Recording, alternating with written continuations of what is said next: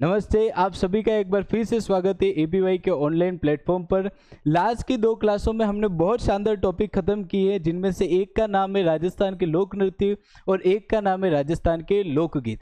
तीसरा टॉपिक जो हम लेने वाले हैं, ये टॉपिक भी बड़ा शानदार और आर्ट एंड कल्चर पढ़ने वाले सभी विद्यार्थियों की सबसे बड़ी, आप टेंशन भी कह सकते हो, उस प्रकार का ये टॉपिक है। टॉपिक का नाम है त्योहार और मेले। इसको मैं सबसे बड़ी टेंशन इसलिए कहता हूँ क्योंकि सबसे ज़्यादा कन्फ्यूजन आपको इसी टॉपिक में होगा। कोई सा त्योहार किसी और महीने में चला जाएगा, इस महीने का त्योहार किसी और महीने में चला जाएगा। ठीक है, तो आज की क्लास में इस टॉपिक को पढ़ते हुए हम इसी कंफ्यूजन को पूरी की पूरी खत्म करने की क्या करेंगे, कोशिश करेंगे। क्लियर है? हमारे टॉपिक का नाम क्या है? राजस्थान के त्योहार और मेले। त्योहार टॉपिक शुरू करें उससे पहले हम इसका क्या पढ़ेंगे, सामान्य परिचय पढ़ेंगे। ठीक है, भारत का जो राष्ट्रीय पंचांग जो है, इस राष्ट्रीय पंचांग का नाम क्या है? शक संवत। क्या नाम है? शक संवत। खैर ये चीज मेरे को आपको डायरेक्ट नहीं बतानी चाहिए थी, मेरे को पहले आपसे पूछना चाहिए था कि भाई हमारे भारत का राष्ट्रीय पंचांग क्या है। देखो, पंचांग को अपन इंग्लिश में बोलते हैं कैलेंडर। क्या बोलते हैं? कैलेंडर। हमारे भारत के राष्ट्रीय पंचांग की जब भी बात आती है तो हमारे जहन में सबसे पहले जो नाम आता है वो या तो ये ईस्वी कैलेंडर आएगा, जनवरी फरवरी वाला, या फिर कौन सा आएगा? हमारे विक्रमी संवत वाला। ठीक है, क्योंकि हमारे हिंदुओं के त्योहार जितने भी है वो सारे के सारे किसके अकॉर्डिंग चलेंगे? विक्रमी संवत के अकॉर्डिंग। ठीक है, मगर ये बात याद रखना, ना तो हमारा भारत का राष्ट्रीय पंचांग ग्रेगोरियन कैलेंडर है और ना ही हमारे भारत का राष्ट्रीय पंचांग विक्रमी संवत है।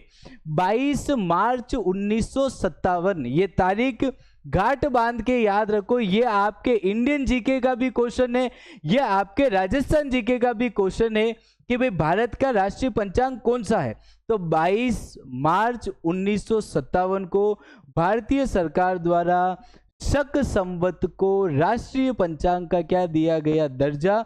जो कि हमारा जो ये सामान्य वर्ष जो है, सामान्य वर्ष मतलब कौन सा वाला वर्ष? ईस्वी वर्ष। कौन सा वर्ष? ईस्वी वर्ष। इस ईस्वी वर्ष से कितने वर्ष पीछे चलता है? तो 78 वर्ष। कितने वर्ष? 78 वर्ष।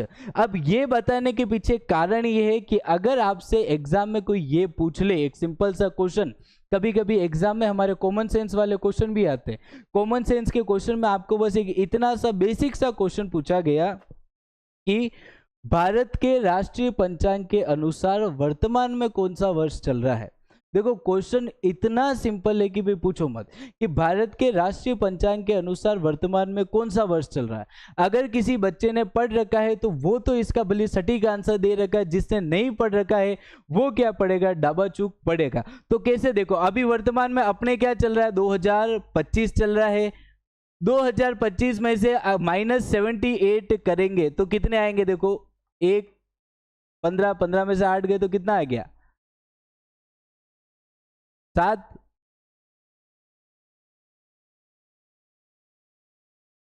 11 में से 7 गए तो 4, और ये कितना आ गया? 1947। भारत के राष्ट्रीय पंचांग के अनुसार वर्तमान में आपके कौन सा वाला वर्ष चल रहा है? तो 1947। कौन सा वर्ष? 1947 शक संवत। ये बात आप याद रखना। आगे बढ़े, अपने हिंदुओं के जितने भी जो त्योहार है वो किसके अनुसार चलेंगे? विक्रमी संवत के अनुसार। शक संवत चाहे भले 78 वर्ष पहले चलता हो, मगर जो आपके विक्रमी संवत जो है, विक्रमी संवत ईस्वी कैलेंडर से भी क्या चलता? आगे चलता है। कितने वर्ष आगे चलता है? तो 57 वर्ष। कितने वर्ष? 57 वर्ष। अब एक बार पहले अपन वर्तमान वाला वर्ष अगर विक्रमी संवत के अनुसार निकालें तो आप क्या करो? 2025 में, किसमें? 2025 में आप 57 क्या कर दो? प्लस कर दो, तो कितना आ जाएगा? 5 7 कितने हो गए? 12, और ये कितने हो गए? 5 6 7 8, 2082। विक्रमी संवत के अनुसार वर्तमान में आपके कौन सा वर्ष चल रहा है? 2082। विक्रमी संवत वर्ष के बारे में सुनो। चंद्रमा आधारित है। किस पर आधारित है? चंद्रमा पर आधारित। हम आज भी कहते हैं अमावस, पूनम, एकम, दूज, तीज वगैरह, ये जितनी भी अपन बोल रहे हैं ये सारी की सारी हम किस चीज को देख के बता रहे हैं? तो चंद्रमा को देखकर। चंद्रमा पर आधारित हमारा क्या है? कैलेंडर है। जैसे ईस्वी वर्ष में कितने महीने होते? 12 महीने, वैसे ही अपने वाले में भी कितने होते? 12 महीने होते हैं। प्रत्येक महीने के कितने पक्ष होते हैं? 2 पक्ष होते हैं। एक सबसे पहले जो पक्ष आता है महीने में वो कौन सा होता है? कृष्ण पक्ष। दूसरा जो 15 दिनों का जो पक्ष होता है उसको क्या कहते हैं, शुक्ल पक्ष। दोनों ही आपके कितने कितने दिनों के हो जाते हैं, 15-15 दिनों के, ठीक है। कृष्ण को तो बोलते हैं बदी, देसी में और बोलूं तो इसको तो बोलेंगे बदी, शुक्ल पक्ष को क्या बोलेंगे, सुदी। क्या बोलेंगे, सुदी, ठीक है। कृष्ण पक्ष का पहला दिन, कौन सा दिन, पहला दिन दोनों ही पक्षों का जो होगा उनको क्या बोलेंगे, एकम। क्या बोलेंगे, एकम, या फिर क्या बोलेंगे, प्रतिपदा। क्या बोलेंगे, प्रतिपदा। उधर भी जाए शुक्ल पक्ष में भी पहले दिन को अपन ने क्या बोलेंगे, या तो एकम या फिर क्या बोलेंगे, प्रतिपदा।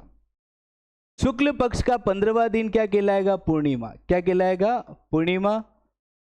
और कृष्ण पक्ष का 15वां दिन क्या कहलाएगा, अमावस्या। क्या कहलाएगा, अमावस्या। क्लियर है। और सुनो, ये तो बातें हो गई सामान्य सी। उसके बाद में कितने महीने मैंने कहे, तो आप कहोगे कि मार्ट साहब आपने कितने महीने कहे, 12 महीने। 12 महीने में एक महीने में कितने दिन होते, तो ये थोड़ा सा आप याद रखना। विक्रमी संवत के कैलेंडर में एक महीने में कहते हैं कि कितने दिन होते हैं, 29.5। कितने दिन होते हैं, 29.5। अब अगर मैं कहूं कि आपके साल में दिन कितने होते हैं, तो 29.5 इंटू अपन क्या करेंगे, 12। कितने करेंगे, 12। अगर ये आप कैलकुलेशन निकालो तो आपके कितना आएगा, 354। कितना आएगा, 354। कि विक्रमी संवत अगर वर्ष के अकॉर्डिंग चले तो हमारे साल में कितने दिन आ रहे, 354। कंपैरिजन अगर आप ईस्वी कैलेंडर के करो तो वहां पर तो कितने हैं, 365। अपने कितने आ रहे हैं, 354। माइनस अगर आप करो तो माइनस करने पर फर्क कितने का आएगा, 11 दिन। हर साल में आप ईस्वी वाले कैलेंडर से कितना पीछे रह रहे हो, 11 दिन। कितने दिन रह रहे हो, 11 दिन। 2 सालों में अगर जाएंगे तो यही गैप कितने दिनों का होगा, 22 दिनों का। 3 सालों में जाओगे तो यही गैप कितने दिनों का होगा, 33 दिनों का।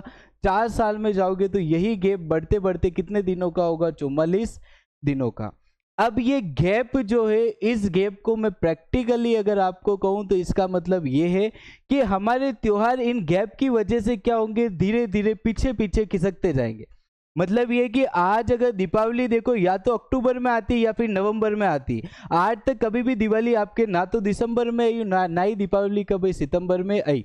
क्यों नहीं आई, तो उसके पीछे कारण ये है, एक साल कितने दिनों का गैप रहेगा, 11। अगले साल कितने दिनों का गैप रहेगा, 22।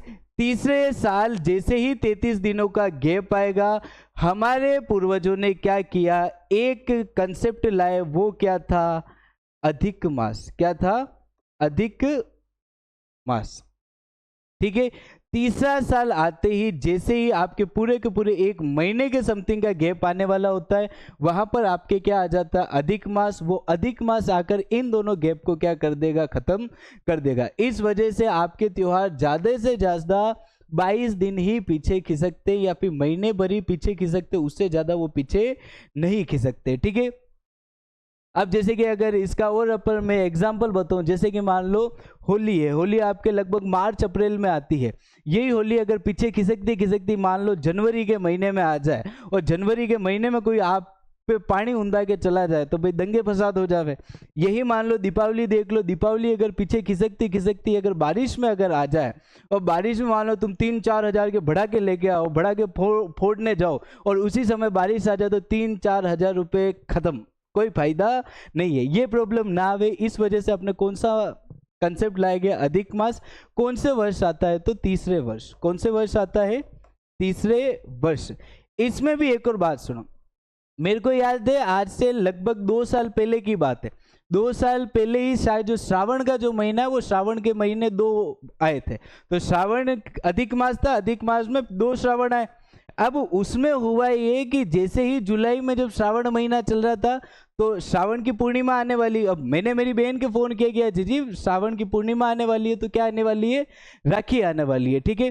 तो उसने कहा कि भाई श्रावण की पूर्णिमा चाहे भली आ रही हो, मगर राखी अपने जुलाई में नहीं है। राखी कब है, आपके अगस्त, शायद 30 अगस्त या 31 अगस्त की वो बात है। 30 अगस्त के समथिंग की आपके क्या है, राखी है। मैंने कहा ऐसा क्यों, तो उसने कहा कि भाई इस साल जो श्रावण जो है, श्रावण क्या है, अधिक मास है। इसका मतलब मैं केवल और केवल आपको ये समझाना चाहता हूँ कि जब अधिक मास आएगा तो उसमें पहले वाले में त्योहार ना मना के दूसरा वाला जो महीना जो है उसमें क्या मनाए जाएंगे, उसके त्योहार मनाए जाएंगे। ठीक है, ये बातें थोड़ी सी आप क्या रखना, याद रखना। क्लियर है? आगे बढ़ते हैं। महीने कौन कौन से, तो देखो एक 12 महीने, 12 महीनों के नाम भी हमें याद होने चाहिए। पहला तो कौन सा है, चैत्र। सेकंड कौन सा है, वैशाख। थर्ड कौन सा है, ज्येष्ठ। फिर कौन सा है, आषाढ़। फिर कौन सा है, श्रावण।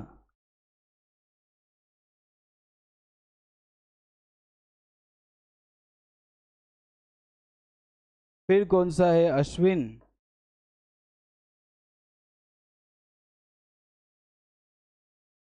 फिर कौन सा है, कार्तिक।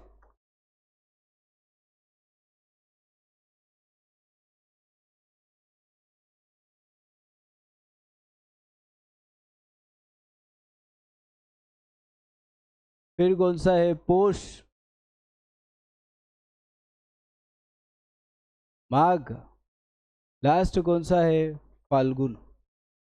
ठीक है, देखो ये सारे के सारे मैंने लिखे हिंदी में, चैत्र, वैशाख, जेठ, आषाढ़, श्रावण, भाद्रपद, आश्विन, कार्तिक, मार्गशीर्ष, पोष, माघ, फाल्गुन।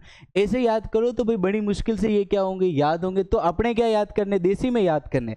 देसी में कैसे, मम्मी कभी भी चैत्र को चैत्र नहीं कह के मम्मी क्या कहती है, चैत। वैशाख को हम वैशाख नहीं कहते, हम डायरेक्ट क्या कहते हैं, वैशाख। ज्येष्ठ को हम कभी भी मरे तो ज्येष्ठ नहीं कहेंगे, अपन क्या बोलते हैं, जेठ। आषाढ़ को तो अपन डायरेक्ट क्या कहते हैं, आषाढ़। उसके बाद में श्रावण को क्या बोलते हैं, सावण। भाद्रपद को क्या बोलते हैं, भादवो। आश्विन को क्या बोलते हैं, आसोज। कार्तिक को क्या बोलते हैं, डायरेक्ट सिंपल काती। क्या बोलते हैं अपन इसको, काती। मार्गशीर्ष को बोलते हैं माघ। पोष को तो श तो गायब ही हो गया हमारा, हम बोलते हैं पोह। फिर आगे बोलते हैं माँ, और फिर लास्ट में क्या आ जाता है, फगण है। क्या आ जाता है, फगण। डायरेक्ट याद करो, चैत, वैशाख, जेठ, आषाढ़, सावन, भादवो। एक बार मन मन में बोलो, चैत, वैशाख, जेठ, आषाढ़, सावन, भादवो, आसोज, काती, माघ, पो, माँ, फगण। इतने सिंपल है कि चैत, वैशाख, जेठ, आषाढ़, सावन, भादवो, आसोज, काती, माघ, पोह, माँ, फागण। इतने सिंपल है, याद कर लो। सॉरी, मान लो कि हनी सिंह का नया गाना है, उसने नए गानों में यही लिरिक्स लगाया, चैत, वैशाख, जेठ, आषाढ़, सावन, भादवो, आसोज, काती, माघ, पोह, माँ, फागण। ये बताने के पीछे केवल मात्र इतना सा कारण है कि कभी आपसे अगर ये पूछ लिया जाए कि कार्तिक मास से पहले कौन सा महीना आता है, तो आपको ये याद होना चाहिए कि उस महीने का नाम क्या होगा, अश्विन होगा। ठीक है, आगे बढ़ते हैं। आगे चालू होते हैं हमारे राजस्थान के त्योहार। राजस्थान के त्योहारों के संदर्भ में एक बहुत प्यारी कविता लाइन कह रखी है, जो कि क्या है, तीज त्योहारा बावड़ीन लेडुबी गणगौर। अब ये जो लाइन है ये बस इतना सा बताती है कि भाई राजस्थान के जो त्योहार जो है, त्योहारों की शुरुआत तो किससे होती है, तीज से। किससे होती है, तीज से। शुरुआत किससे होती है, तीज से। और खत्म किस पे होते हैं, गणगौर पर। त्योहार शुरू अपने कब से होंगे, तीज से, खत्म कब होंगे, गणगौर पर। अगर आप इस लाइन में सिर्फ दो ही सिमिलरिटी देखो कि हमारे त्योहारों की शुरुआत और त्योहार खत्म कहाँ पर हो रहे, ये बता रहे, तो कहीं ना कहीं पर इस लाइन में अपन अभी भी कम चीजें ही देख रहे हैं। मैं चीजें बता रहा हूं वो देखना। इस लाइन में दो त्योहार आ रहे हैं, एक कौन सा है, तीज, एक कौन सा है, गणगौर। दोनों ही त्योहार आपके कितने आते हैं, दो। कितने आते हैं, दो। तीज भी आपके कितनी आती है, दो। गणगौर भी आपके कितनी आती है, दो। कितनी आती है, दो। दोनों में सेम कंसेप्ट कि पहली वाली जो होगी, पहली वाली तो किस पक्ष में आएगी, शुक्ल पक्ष में। किस पक्ष में आएगी, शुक्ल पक्ष में। तिथियां सभी त्योहारों की सेम है, तीज है। और दूसरी वाली जस्ट कितने दिनों बाद आ जाएगी, 15 दिन। कितने दिन, 15 दिन। 15 दिनों के बाद में तीज आएगी, मगर किस पक्ष की आएगी, कृष्ण पक्ष की तीज। सेम टू सेम वापस भी यही है। कैसे, देखो, गणगौर कितनी आएगी, दो गणगौर आएगी। पहली वाली कौन से पक्ष में आएगी, शुक्ल पक्ष में आएगी। शुक्ल पक्ष में तारीख अपने क्या रहेगी, सेम। क्या है वो, तीज है। दूसरी वाली कितने दिन बाद, 15 दिन बाद। कृष्ण पक्ष में क्या आ जाएगी, तीज। क्या आ जाएगी, तीज। बस अपने को अब क्या करना है, महीने ही तो लगाना है। हमारे राजस्थान के त्योहार तीज से चालू होते। पहली जो तीज आती है वो किस में आती है, श्रावण। श्रावण के बाद वाला महीना क्या है, तो आप अभी बताओगे दोगे सर उस महीने का नाम है भाद्रपद। क्या नाम है, भाद्रपद। गणगौर आती है अपने चैत्र में। कौन से महीने में आती है, चैत्र में। चैत्र के बाद वाला महीना कौन सा है, बताओ कौन सा महीना है, वैशाख। कौन सा महीना है, वैशाख। तो वैशाख के कृष्ण तीज को तो कौन सी आती है, दूसरी गणगौर।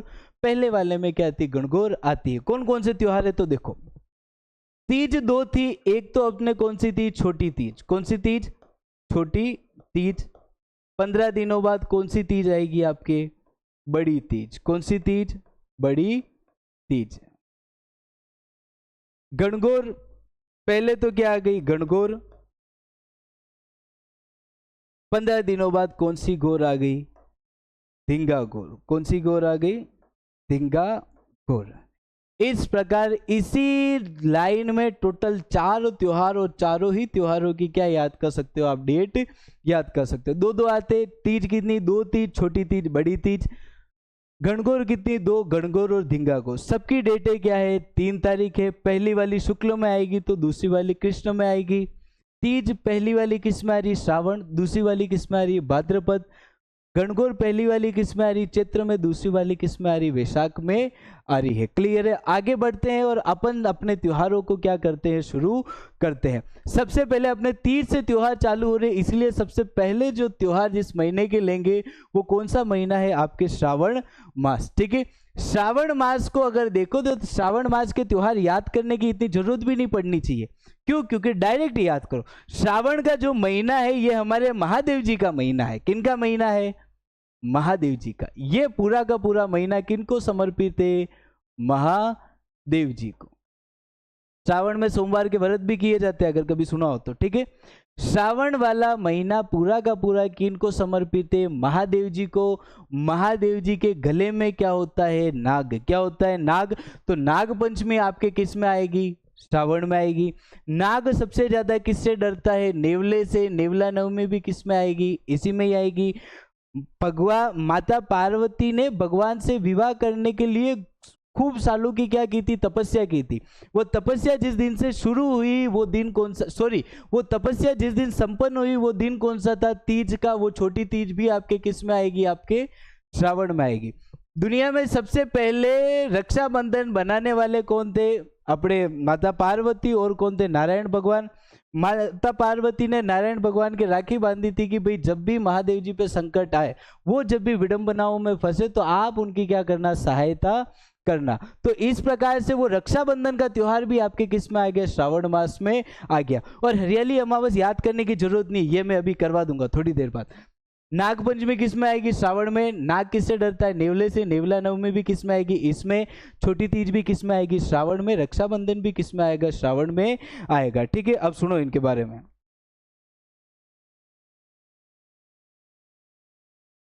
नाग पंचमी के बारे में कहूं तो नाग पंचमी यूं अगर आप देखना कि अगर इस बार नाग पंचमी जो आएगी वो नाग पंचमी की आप डेट देखना, तो नाग पंचमी हम राजस्थान वाले भी शुक्ल पक्ष में ही मनाते हैं। कि भाई शुक्ल पक्ष की पंचमी को हम क्या मनाते हैं, नाग पंचमी मनाते हैं। और शुक्ल पक्ष की नवमी को ही हम क्या मनाते हैं, नेवला नवमी मनाते हैं।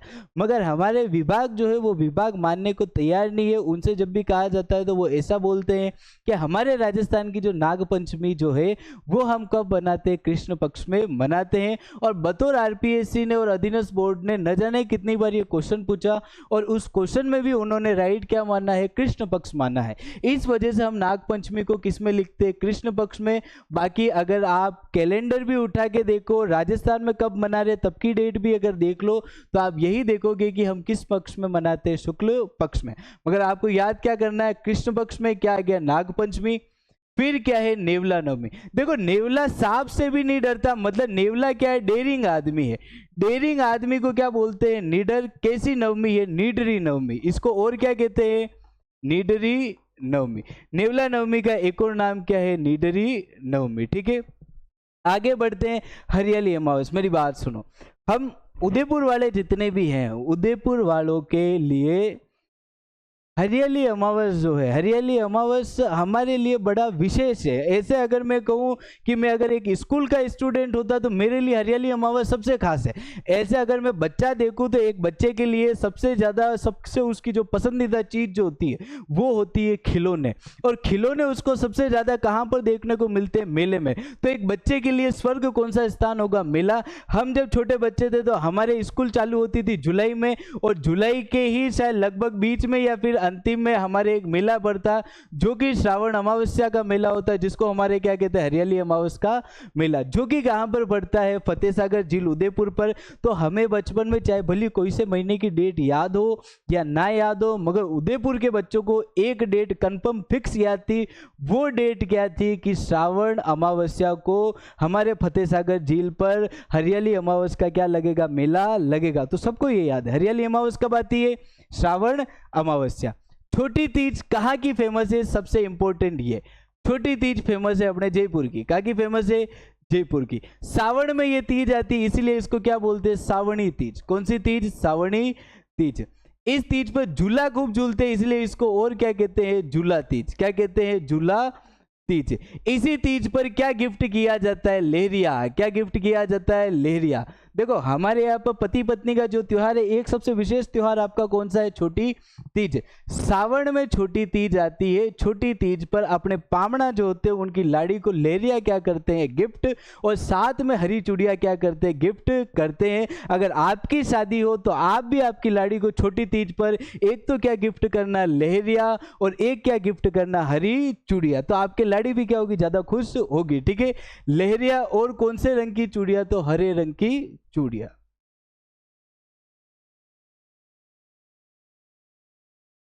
ठीक है, तो छोटी तीज फेमस क्या की? जयपुर की। ये थोड़ा सा इंपॉर्टेंट है, आप क्या रखना? याद रखना। नेक्स्ट क्या आता है? रक्षाबंधन। देखो रक्षाबंधन को और क्या कहते हैं? तो नारियल पूर्णिमा। कौन सी पूर्णिमा? नारियल पूर्णिमा। देखा हो तो दीदी जब भी तुम्हारी आरती उतारती है तो वो साथ में नारियल भी रखती है, कि अगर ये अभी ज्यादा फड़फड़ करे तो नारियल ही इसके खींच के मेल दो। क्योंकि अपने वाले में भाई बहन शांति से कहा रहता, अपने वाले में तो भाई बहन देखो तो कांजरों जैसे लड़ाते हैं। ठीक है, तो देखो अगर लिटरली अगर एक कोई हमारे जीवन का रिश्ता देखो जो कि शादी से पहले बिल्कुल ही अलग होता है और शादी के बाद बिल्कुल अलग हो जाता है, तो वो भाई बहन का रिश्ता है। भाई बहन शादी से पहले चाहे भली कितने भी लड़ाई, कितने भी बड़े वो जानी दुश्मन हो, मगर विवाह के पश्चात देखो तो एक बहन सबसे ज्यादा किसको मिस करेगी? अपने भाई को। और एक भाई सबसे ज्यादा अगर किसी को मिस करेगा तो वो उसकी क्या होगी? बहन होगी। ठीक है, तो रक्षाबंधन को क्या कहते हैं? नारियल पूर्णिमा। कब आती है? तो ये श्रावण पूर्णिमा। कब आती है? श्रावण पूर्णिमा पर। सिंपल सिंपल से त्योहार है। श्रावण का महीना है, महादेव जी का महीना है। सबसे पहले तो क्या आएगी? नाग पंचमी। फिर नाग किससे डरता है? नेवले से डरता है। नेवला सांप से भी नहीं डरता, मतलब डेरिंग आदमी है, तो वो कैसी नवमी बोलते हैं उसको? निडरी नवमी। कौन सी नवमी? निडरी नवमी। फिर क्या आ गई? हरियाली अमावस। फिर कौन सी तीज आ गई? छोटी तीज। फिर अपने कौन सा त्योहार आ गया? तो रक्षाबंधन का त्योहार। आगे बढ़ते हैं। देखो छोटी तीज तो यहां पर आ गई, इसके कितने दिनों बाद? 15 दिनों के बाद में कौन सी तीज आएगी? तो आप अभी बताओगे कि गुरुजी अब कौन सी तीज आएगी? बड़ी तीज। कौन सी तीज आएगी? बड़ी तीज। ठीक है, अगला महीना है भादवा। भादवे का मतलब क्या होता है? भाद्रपद। भाद्रपद में सबसे पहला ही त्योहार आपके कौन सा आएगा? बड़ी तीज। बड़ी तीज काकी फेमस है। ब से बड़ी तीज, ब से क्या? बूंदी। क्या? ब से बड़ी तीज, ब से क्या? बूंदी। इस तीज को क्या क्या बोलते? एक तो बड़ी है तो बूढ़ी पहले होगी, इस वजह से कौन सी तीज? बूढ़ी तीज। कौन सी तीज? बूढ़ी तीज। इस दिन सत्तू खूब पिया जाता है, इसलिए इसको बोलते हैं सातुड़ी तीज। कौन सी तीज? सातुड़ी तीज। इस समय देखो अगर आसमान में देखो, देखो वैसे माना है, लोग कहते हैं कि सावन में बारिश अच्छी आती है। तुम इस बार आए सावन देखना, सावन में थोड़ी कम बारिश आती है, बारिश भर भर के आती है भादवे में। भादवे के महीनों में देखो तो अच्छी खासी बारिश के बादल जो होंगे आसमान में ही आपको लहराते हुए दिखेंगे। उस समय अधिकांश आप बादलों का रंग देखोगे तो ग्रे कलर हो रखा होता है। वो ग्रे जो कलर है मतलब काजल जैसा उसका कलर हो रखा होता है, उसको अपन बोलते हैं कजरारा कलर। इसी तीज को एक और तीज बोलते हैं कजली तीज। कौन सी तीज? कजली तीज। क्वेश्चन पूछ लिया जाए राजस्थान की कौन सी तीज कजली तीज के नाम से भी फेमस है, तो कौन सी? ये बड़ी तीज। कहाँ की फेमस है? बूंदी की। और क्या कहते हैं? बूढ़ी तीज, सातुड़ी तीज, और क्या बोलते हैं? कजली तीज। ठीक है, फिर आती है हल छठ। कौन सी छठ? हल छठ। इसको और क्या कहते हैं तो सुनो, एक तो कहते हैं ऊब छठ। कौन सी छठ? ऊब छठ। एक इसको कहते हैं, इसी दिन किनका बर्थडे है? बलराम जी का, बलराम जयंती। हम सब जने जानते हैं कि भाई श्री कृष्ण के बड़े भाई कौन है? बलराम जी। श्री कृष्ण का जन्मदिन अगर जन्माष्टमी पर आ रहा है तो बलराम जी पहले ही उनका जन्म हुआ होगा। 2 दिन पहले छठ को किनका बर्थडे? हमारे बलराम जी का। बलराम जी के हाथ में क्या होता? हल, इसलिए उनके बर्थडे को और क्या बोलते हैं? हल छठ। क्या बोलते हैं?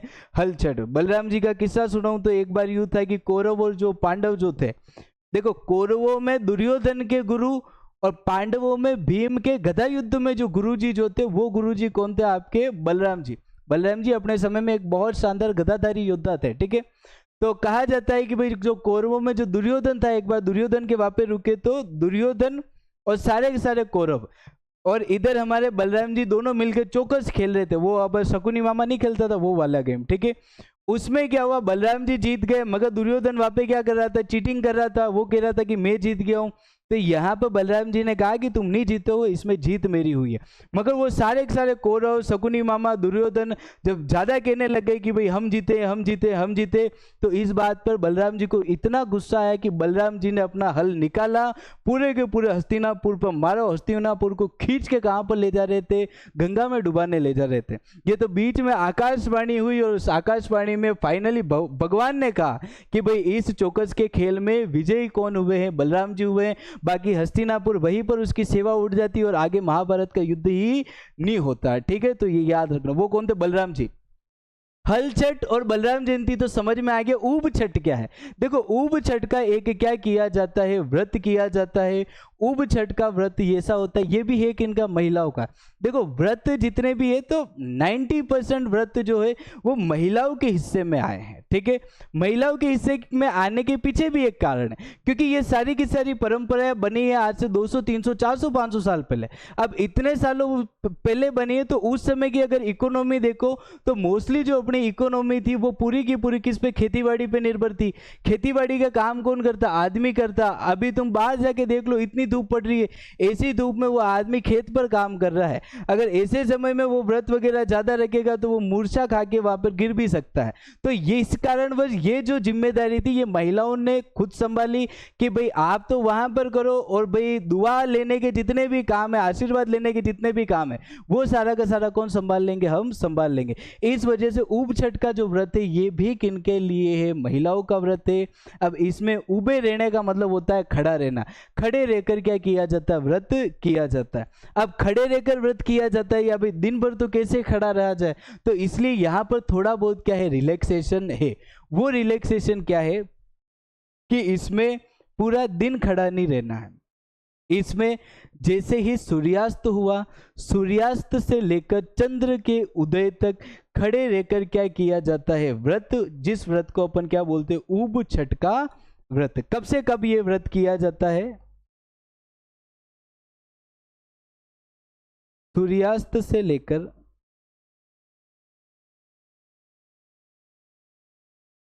चंद्र उदय तक खड़े रहकर। कैसे रहकर? खड़े रहकर व्रत किया जाता है। क्लियर है? ये बात थोड़ी सी याद। आगे कान्हा जी का बर्थडे। जन्माष्टमी किन का बर्थडे है? कान्हा जी का बर्थडे। कान्हा जी का बर्थडे। ठीक है, फिर देखो गोगा नवमी आती है। क्या आती है? गोगा नवमी। कल जब मैं गीत पढ़ा रहा था तो गीतों में ही मैंने गोगा नवमी का बता दिया था। भाद्रपद की कृष्ण पक्ष की नवमी को कान्हा जी के बर्थडे के जस्ट अगले दिन आपके क्या आती है? गोगा नवमी। गोगा नवमी के दिन किसान कौन? किसान कितने घाटों वाली राखी? 9 घाटों वाली राखी। 9 घाटों वाली राखी, जिसको क्या बोलते हैं? गोगा राखड़ी। वो गोगा राखड़ी किसको बांधता है? एक तो बांधता है हल को और किसको बांधता है? हाली को। वो 9 घाटे ही क्यों बांध रहा है? क्योंकि भाद्रपद की कितनी तारीख को बर्थडे आया इनका? 9 तारीख का। यही अगर मान लो 10वीं को इनका जन्म हुआ होता, अपन घाटे भी कितनी बांधते? 10। 7वीं को अगर जन्म हुआ होता तो घाटे भी कितनी होती? 7। 9वीं को है, इस वजह से घाटे कितनी है? 9। क्लियर है? आगे बढ़े। नेक्स्ट आती है बेटा बारस। देखो बेटा बारस का एक और नाम है बच्च बारस। कौन सी बारस? बच्च बारस। बेटा बारस कहूं या फिर कहूं बच्च बारस, एकलौता स्कूल लाइफ का आप मान के चलो वो दिन है जिस दिन जो लड़के जो होते क्लास के, वो लड़के बिल्कुल सिस्टमेटिक मैनर्स के साथ में क्या खाते थे? खाना खाते थे। जैसे कि देखो मैं एक अच्छी स्कूल में पढ़ा हूँ, अच्छी स्कूल तो क्या है, ठीक है, इंग्लिश मीडियम स्कूल थी।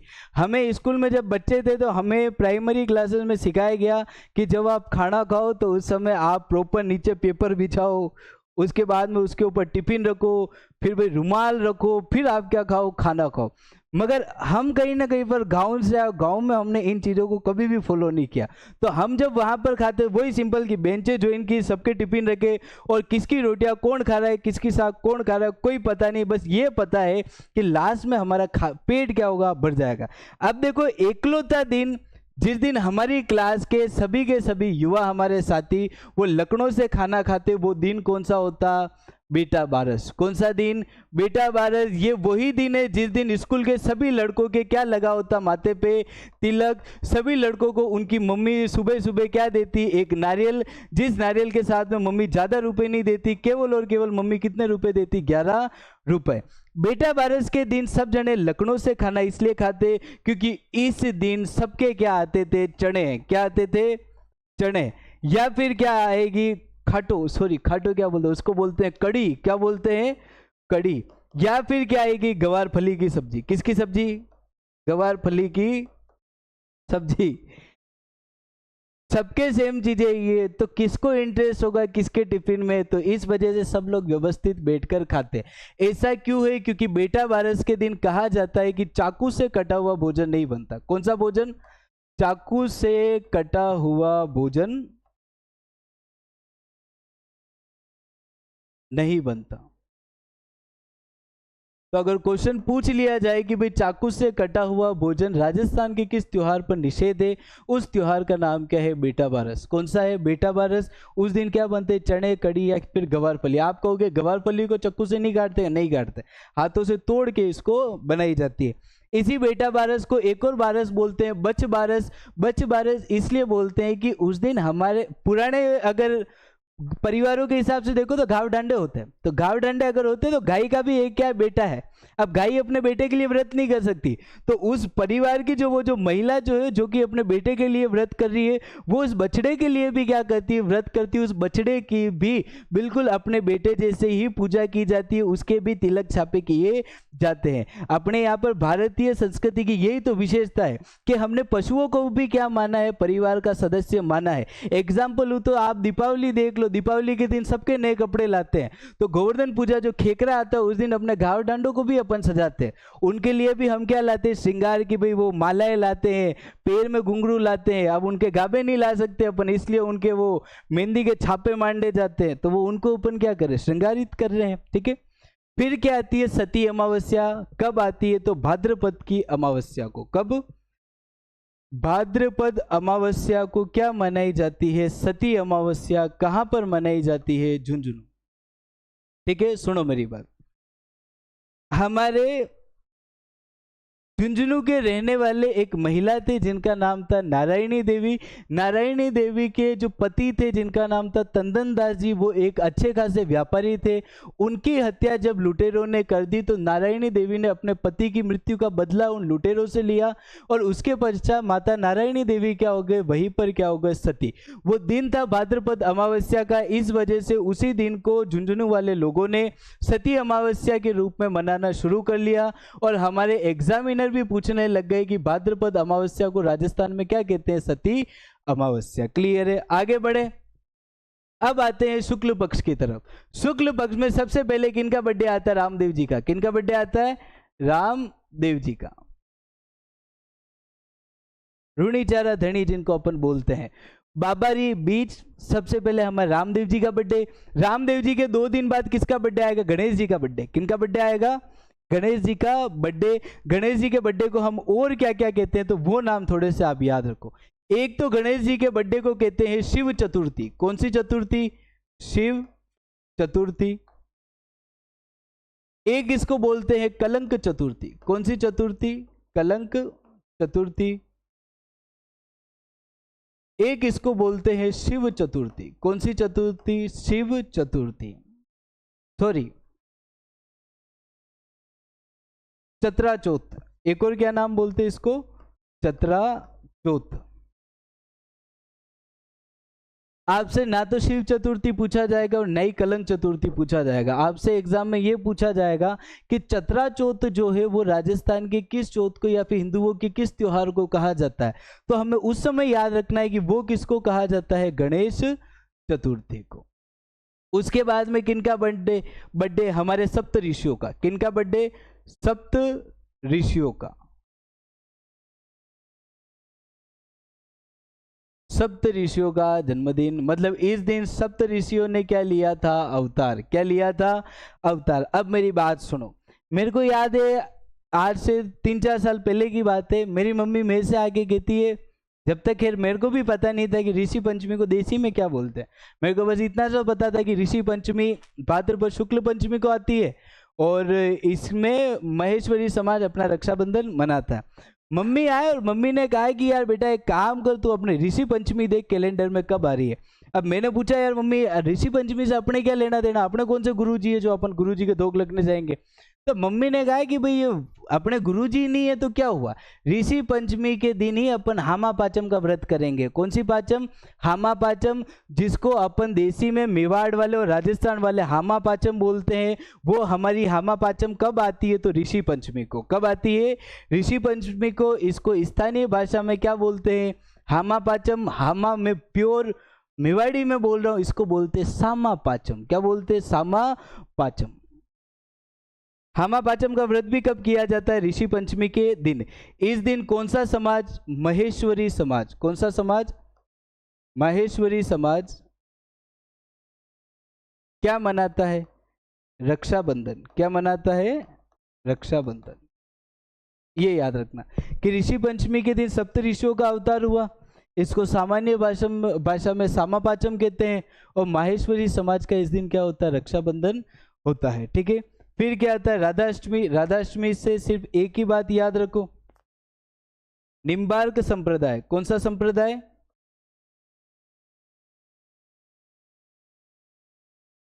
निम्बार्क संप्रदाय का सलेमाबाद। कहां पर?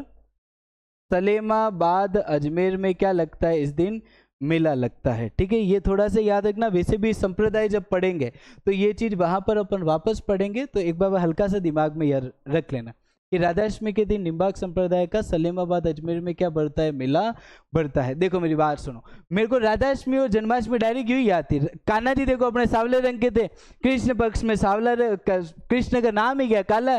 कृष्ण पक्ष का मतलब तो क्योंकि इसमें चांद नहीं होता, कान्हा जी हमारे सावले थे इसलिए कौन से पक्ष में है? कृष्ण पक्ष में।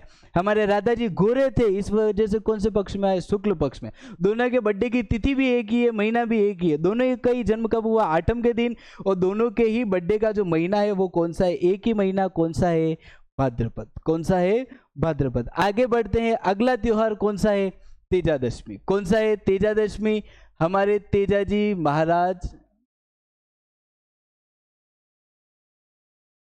तेजाजी महाराज जो है इसी दिन वीर गति को क्या हुए थे? प्राप्त हुए थे। ठीक है, फिर आता है जलजूलनी एकादशी। जलजूलनी एकादशी को क्या बोलते हैं? देव जूलनी एकादशी। देव जूलनी एकादशी। देखो बड़ी मोटी अगर मैं आपसे 11 पूछी तो मोटी 11 4 है। मैंने क्या कहा? मोटी 11, या हिंदी में बोलूं तो बड़ी 11 या फिर बड़ी एकादशी। आज घर पे जाके पापा मम्मी से पूछना कौन कौन सी है, तो पापा मम्मी आपको बताएंगे एक तो कौन सी है? जलजूलनी। कौन सी है? जलजूलनी।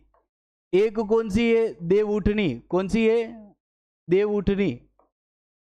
एक कौन सी है आपके निर्जला 11, जिसको प्रॉपर हिंदी में क्या बोलते हैं? निर्जला एकादशी। कौन सी एकादशी? निर्जला एकादशी। और एक और कौन सी है आपके? देवशयनी। कौन सी है? देवशयनी। याद करने का तरीका क्या है? झूलने का मतलब होता है राजस्थानी भाषा में स्नान करना। क्या होता है? स्नान करना। मैंने अभी थोड़ी देर पहले बताया बारिश का मेन महीना कौन सा? भादवे का महीना। जल झूलने में होगा ये कि कान्हा जी और राम भगवान की मूर्तियों को क्या करवाया जाएगा? स्नान करवाया जाएगा। अगर भगवान को स्नान करवाया जा रहा है तो भगवान को शावर में डांस तो वो शावर में स्नान थोड़ी करवाए, भगवान को नेचुरल पानी में डांस करवाएंगे। नेचुरल वाटर जो कि डायरेक्ट आसमान से आ रहा है। बारिश का महीना ही कौन सा है? भाद्रपद। जलझुलनी एकादशी आपके कौन से महीने में आ जाएगी? भादवे में। कब आ जाएगी? भादवे में। सबकी तिथियां सेम है। सब कौन से पक्ष की 11 में आएंगे? शुक्ल पक्ष की 11 को। भगवान हापड़ेंगे कौन से महीने में? जिसमें सबसे ज्यादा क्या आएगी? बारिश। कौन सा महीना है? भादवे का महीना।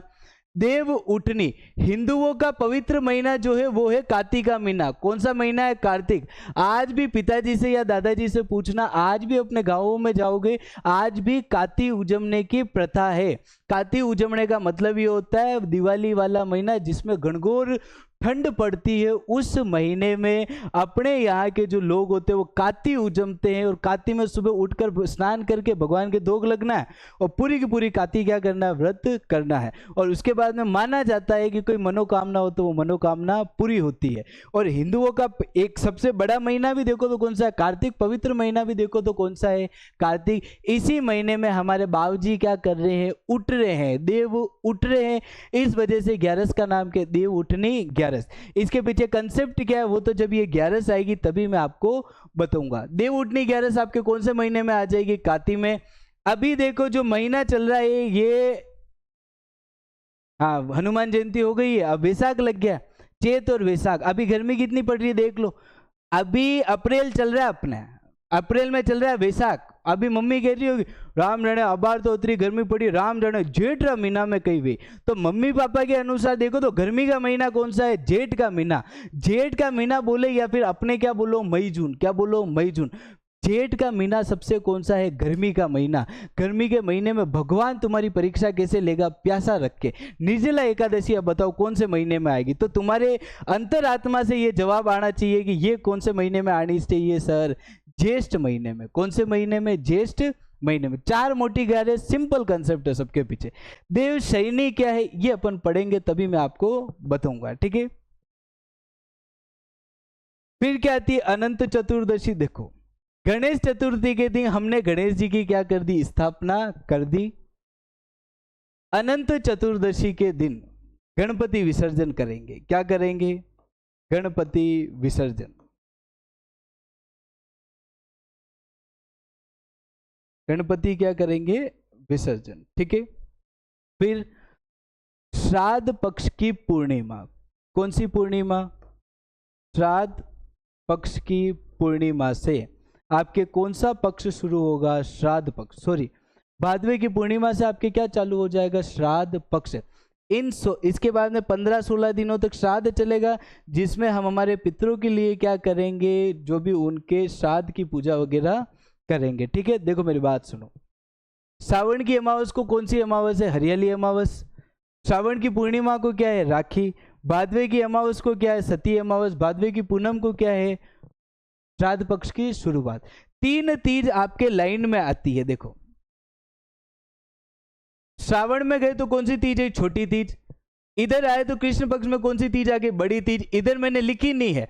भाद्रपद के शुक्ल पक्ष में, कौन से पक्ष में? शुक्ल पक्ष की तीज को एक तीज और आती है जिसका नाम है हरतालिका तीज। कौन सी तीज? हरतालिका तीज। आपके आरपीएससी जो है ना ये बोर हो गई है छोटी तीज ने मोटी तीज पूछ पूछ के। अब नया क्वेश्चन हरतालिका तीज का आएगा तो ये याद रखना क्योंकि नाम बड़ा इंटरेस्टिंग है।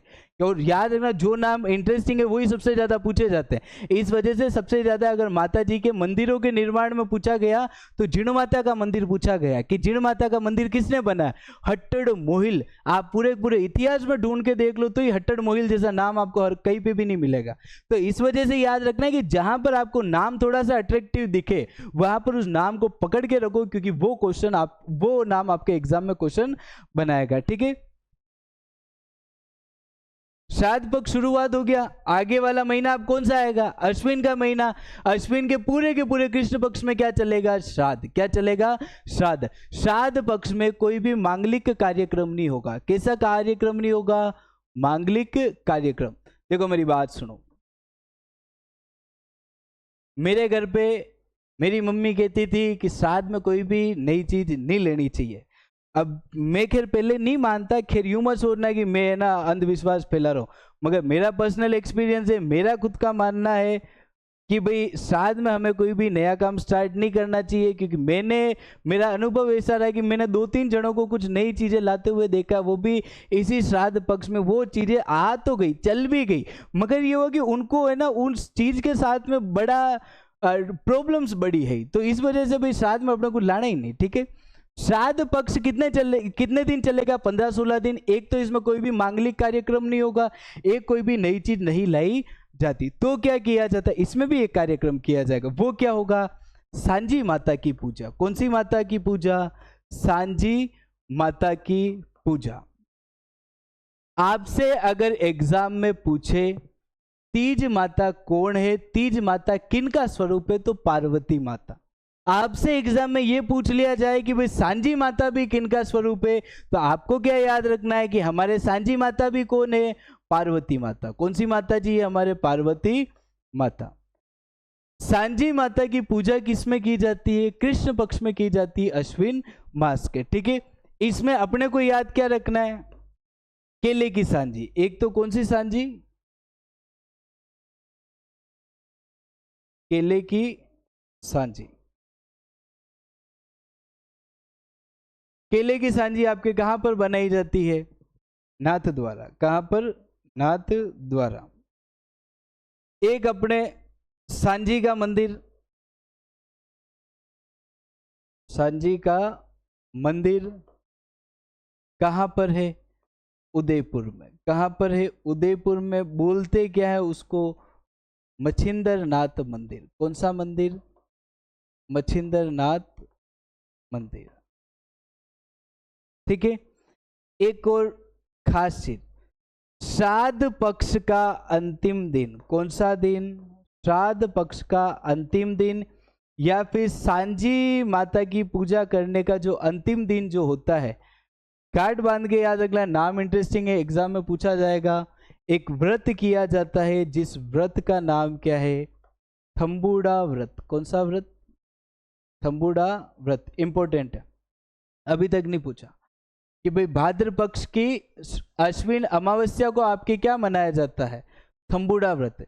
पूछ लिया जाए श्राद्ध पक्ष के अंतिम दिन कौन सा व्रत? थम्बुड़ा व्रत। अश्विन मास की अमावस्या को कौन सा व्रत? थम्बुड़ा व्रत। केले की सांझी का की नाथ द्वारा। सांझी माता किनका स्वरूप है? पार्वती माता। सांझी का मंदिर कहाँ पे है? उदयपुर। ठीक है, फिर इस पक्ष में आओगे तो सुनो, अश्विन मास को हमारे बोला जाता है शरद मास। कौन सा मास? शरद मास। ठीक है, हमारे नवरात्रे जो आते हैं, नवरात्रे वैसे तो साल में 2 से ज्यादा बार क्या आते हैं? नवरात्रे आते हैं, मगर केवल और केवल 2 नवरात्रे ही। कितने नवरात्रे? नवरात्र। मतलब कि माता जी के 9 ही स्वरूपों को समर्पित 9 क्या होती है? वो रात्रियां होती है, जिस समय माता जी की क्या की जाती है? पूजा की जाती है। हर साल में 2 से ज्यादा बार आएंगे, मगर जनमानस के लिए, सामान्य जनता के लिए, कौन सी जनता के लिए? सामान्य जनता के लिए केवल और केवल कितने नवरात्र हैं? 2। पहले एक तो नवरात्रों का नाम क्या है? शारदीय नवरात्र। कौन से नवरात्र? शारदीय नवरात्र। एक नवरात्रे कौन से है? चैत्र नवरात्र। कौन से नवरात्र? चैत्र नवरात्र। अभी मैंने कहा कि भाई अश्विन को आपके कौन सा मास कहा जाता है, तो आप कहोगे कि सर शरद मास कहा जाता है। कौन सा मास कहा जाता है? शरद मास। अश्विन को कौन सा मास कहा जाता है? शरद मास। इसी शरद मास में ही आपके कौन से नवरात्रे आएंगे? शारदीय नवरात्रे। कौन से नवरात्रे आएंगे? शारदीय नवरात्रे। और चैत्र नवरात्रे तो कौन से महीने में आएंगे? चैत्र में। बाकी वाले किसको समर्पित होते? तो बाकी वाले आपके जो साधु संत महात्मा जो है, उनको वो सारे के सारे समर्पित होते हैं, वो उन्हीं के लिए विशेष है। ठीक है, नवरात्र प्रारंभ 1 तारीख से, फिर क्या आएगी दुर्गाष्टमी, ये वही दिन है जिस दिन अपने मंजुलिका ने वो उससे क्या लिया था, बदला लिया था, ठीक है। उसके बाद में क्या आता है, दशहरा। क्या आता है, दशहरा, इंपॉर्टेंट।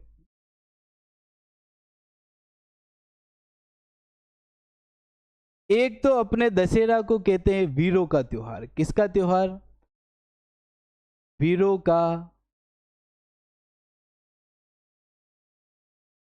त्योहार। इस दिन हमारे क्या की जाती है, शस्त्र पूजा। कौन सी पूजा, शस्त्र पूजा। और क्या की जाती है, अश्व पूजा। कौन सी पूजा, अश्व पूजा। उसके बाद में इस दिन खेजड़ी की पूजा की जाती है। किसकी पूजा की जाती है, खेजड़ी की पूजा। और अगर कहूं इस दिन लीलटांस पक्षी। कौन सा पक्षी, लीलटांस पक्षी को देखना क्या माना जाता है, शुभ माना जाता है, ठीक है।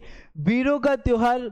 उसके बाद में शस्त्र व अश्व पूजा। जैसे कि भाई हमारे उदयपुर की बात करें तो उदयपुर का जो राजवंश जो परिवार है, मेवाड़ राजवंश, जो कि सिटी पैलेस में रहता है। जब हम छोटे थे तो हम प्रत्येक दशहरा पर देखते कि हमारे जो डेन मेवाड़ के जो मालिक जो थे छोगालाल जी भोई, हमारे उदयपुर के सेलिब्रिटी कहा जाए तो हमारे सेलिब्रिटी वही है, छोगालाल जी भोई। हमारे छोगालाल जी उस दिन हमें कहाँ पर दिखते, सिटी पैलेस। वो हमारे डेन मेवाड़ पर एक वीडियो चलाते जिसमें हम देखते कि अरविंद सिंह जी जो कि मेवाड़ महाराणा थे, वो क्या करते कि उस दिन लाइन से एक बार तो उनके शस्त्रों की पूजा करते। शस्त्रों के पश्चात एक एक करके जो भाई सिटी पैलेस के जो घोड़े हैं उनको लाया जाता, उनकी पूजा की जाती, तिलक और अक्षत डाले जाते और उनको गुड़ और वो धनिया जो होता है वो खिलाया जाता। वो उस दिन क्यों पूजा करते थे, बड़े हुए फिर पता चला कि दशहरे के दिन एक तो शस्त्रों की क्या की जाती है पूजा, अश्वों की भी क्या की जाती है पूजा। कोई बच्चा अगर पुलिस प्रशासन का भी अगर सपना रखता हो, आप उस दिन जितने भी पुलिस वाले जितने हो, आप सबके चैनल पर देख लेना कि जहां पर उनकी आर्मरी है, जहां पर उनका शस्त्रागार है, उस दिन वो सभी के सभी लोग वहां पर आपको पूजा करते हुए मिलेंगे। खेजड़ी की क्या की जाती है, पूजा की जाती है। लीलटांस पक्षी। कभी एक बोतल आती है किंग फिशर, वो पानी की बोतल आती है, ठीक है। किंग फिशर की बोतल आती है, उस बोतल पर आप देखना एक पक्षी मंडा होता है, उसका नाम है किंग फिशर। उस किंग फिशर पक्षी को ही अपन क्या बोलते हैं, लीलटांस। इस पक्षी को महादेव जी का रूप माना जाता है, इस वजह से इसको देखना भी दशहरे के दिन शुभ माना जाता है, ठीक है। फिर क्या है, शरद पूर्णिमा। खूब इंपॉर्टेंट है ये, अपने खूब इंपॉर्टेंट है। कौन सा, शरद पूर्णिमा। सुनो शरद पूर्णिमा के बारे में। एक तो अश्विन को कहते कौन सा महीना, शरद मास। तो शरद पूर्णिमा कौन से महीने की पूर्णिमा होगी, अश्विन मास की पूर्णिमा। क्या होता है शरद पूर्णिमा पर,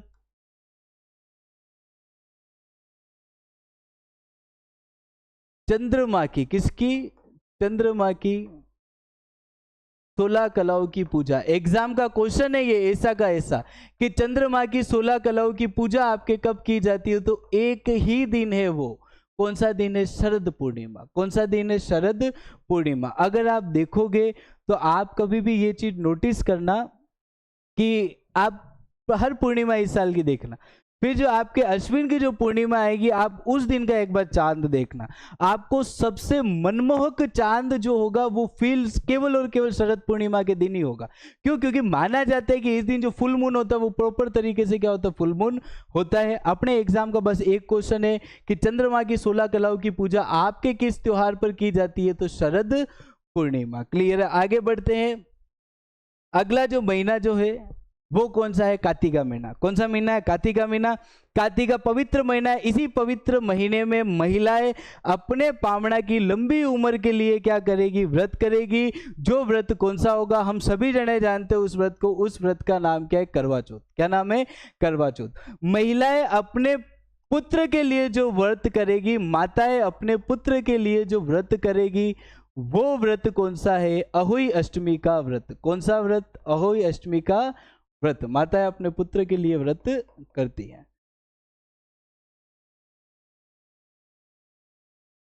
अब और सुनो मेरी बात। अब धनतेरस बताने की कोई जरूरत नहीं। धन्वंतरी जी अमृत का कलश लेके प्रकट हुए थे। कलश जो है वो एक बर्तन है, इसलिए माना जाता है कि इस दिन आप क्या खरीदो, एक बर्तन जरूर खरीदो। तुम चाहे भले इस दिन कार खरीदो, फ्रिज खरीदो, मिक्सर खरीदो, एलसीडी एलईडी टीवी खरीदो, फिर भी मम्मी, अगर मम्मी साथ में तो मम्मी कहेगी यार सब चीज़ें ले ली थी, आप एक और चीज़ ले ला, एक गिलास और ले ला, ठीक है। वो गिलास क्यों? क्योंकि इस दिन की ये मान्यता है कि आप कुछ भी करो मगर आप एक बर्तन आपके घर पर जरूर ले जाओ। उसके बाद में आती रूप चतुर्दशी, बड़ा इंटरेस्टिंग चीज़ है, ठीक है। देखो इस दिन क्या होता है कि एक घड़ा लिया जाता है जिस घड़े में पानी भरा जाता है, ठीक है। उस घड़े में पानी भरने के पश्चात उसमें डाला जाता है गुलाब जल, उसमें डाला जाता है दूध, उसमें डाला जाता है शहद, उसमें डाला जाता है गंगा जल, उसमें डाली जाती है गुलाब की पंखुड़ियां। फिर इसको अपने छत पे रख दिया जाता है। फिर माना जाता है कि भाई सुबह आप उठोगे तो आपका जो ये जो घड़े में रखा जो पानी है ये फिर लवली बन जाएगा। फिर अगर आप इससे नहाओगे तो आपका ग्लो बढ़ेगा। इस प्रकार की क्या मान्यता है। वो दिन कौन सा है? रूप चतुर्दशी। कौन सा दिन है? रूप चतुर्दशी। अगले दिन हम बचपन से ही निबंध याद करते आ रहे हैं कि कार्तिक मास की कृष्ण पक्ष की अमावस्या को हम क्या मनाते हैं? दीपावली। जिस दिन हमारे प्रभु श्री राम 14 साल के वनवास के पश्चात पुनः कहाँ पर लौट कर आ गए थे? अयोध्या लौट के आ गए थे, ठीक है। अगले दिन क्या आती है? गोवर्धन पूजा, जिसको अपन क्या बोलते हैं? खेकरा। क्या बोलते हैं? खेकरा। इसी दिन नाथ द्वारा में, कहां पर? नाथ द्वारा में अन्नकूट महोत्सव। कौन सा महोत्सव? अन्नकूट महोत्सव। अगर मैं किसी बालक से पूछूं कि भाई अन्नकूट का मतलब क्या होता है तो कौन बता सकता है? बताओ। अन्नकूट का सिंपल सा मतलब यह है कि भगवान को जो 56 भोग जो लगाए जाते हैं उन 56 भोग को ही अपन क्या कहते हैं? अन्नकूट। क्या बोलते हैं? अन्नकूट। हर जगह भगवान को अन्नकूट का भोग लगाया जाता है मगर सबसे विशेष अन्नकूट का जो भोग जो है वो आपके कहां पर लगाया जाएगा? नाथ द्वारा। कहां पर? नाथ द्वारा। अगर कोई पूछे कि सर यार ये 56 भोग ही भगवान को क्यों लगाए जाते हैं? कितने भोग? 56 भोग।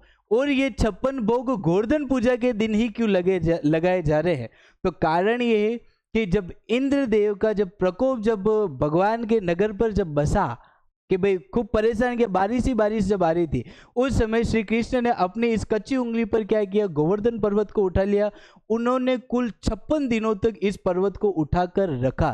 तो 56 दिनों तक भगवान ने कुछ नहीं खाया। 56 दिनों के पश्चात जब इंद्रदेव का प्रकोप जब शांत हुआ तो उसके पश्चात 56 दिनों के हिसाब से सभी जो इनके नगरवासी थे वो इनके लिए क्या लेके आए? खाना लेके आए, 56 भोग लेके आए। उसी दिन से ये मान्यता चली आने लगी कि हम कान्हा जी को कौन सा भोग चढ़ाते हैं? 56 भोग चढ़ाते हैं। उसी 56 भोग के समूह को हम क्या कहते हैं? अन्नकूट। क्या कहते हैं? अन्नकूट, ठीक है। आगे बढ़े।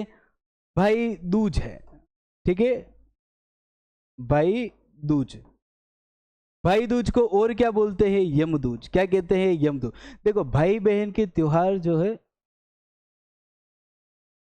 ठीक है, भाई दूज जो है भाई बहन का अगर देखा जाए तो पूरे के पूरे हिंदुओं के खूब सारे त्योहार हैं।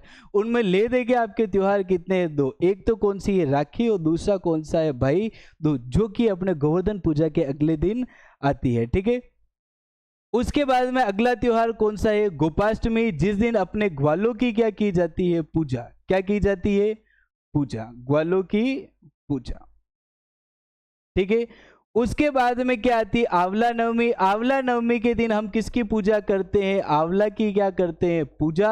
और आंवला जो होता है, आंवले में होता है विटामिन सी, जो कि हमारे इम्यून सिस्टम को बढ़ाता है। हमारा इम्यून सिस्टम जब बढ़ता है तो हम बीमार नहीं होते, हम क्या रहते हैं? अक्षय रहते हैं। इस वजह से इस नवमी को और क्या कहते हैं? अक्षय नवमी, ठीक है। आंवला नवमी के दिन किसकी पूजा? आंवलों की पूजा। और इसको और क्या कहते हैं? तो अक्षय नवमी। क्लियर है। उसके बाद में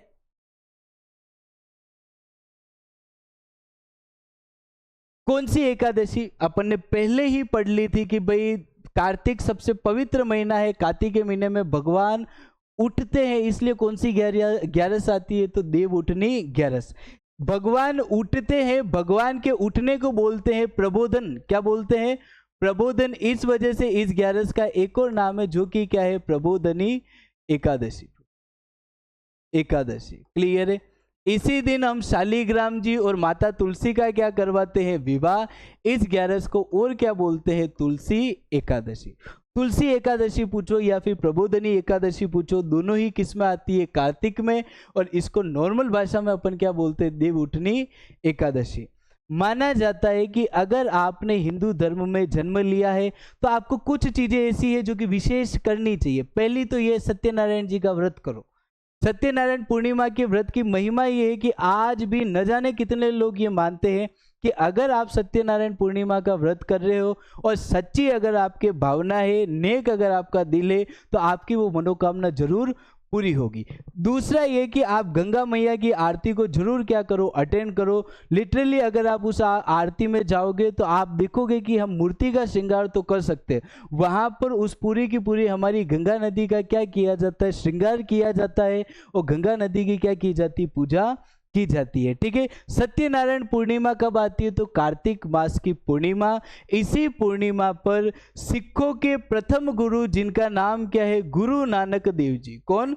गुरु नानक देव जी का क्या हुआ था? जन्म हुआ था। इसी दिन कौन सी जयंती आती है? तो गुरु नानक देव जयंती। क्लियर है। इसी के साथ आज की क्लास में हमने पढ़े हैं कार्तिक मास तक के सारे त्योहार। इसके आगे के जो त्योहार है वो अपन अगली क्लास में पढ़ेंगे। अगर आप नोट्स बना रहे हो तो नोट्स में इनको लिखने के पश्चात 2-3 बार रिवाइज करो। रिवाइज करने के पश्चात आपके ये क्या हो जाएंगे? कंठस्थ हो जाएंगे। ऐसा लगेगा कि कंठ पे आपके ये छप गए हैं। क्लियर है। जय हिंद, जय भारत।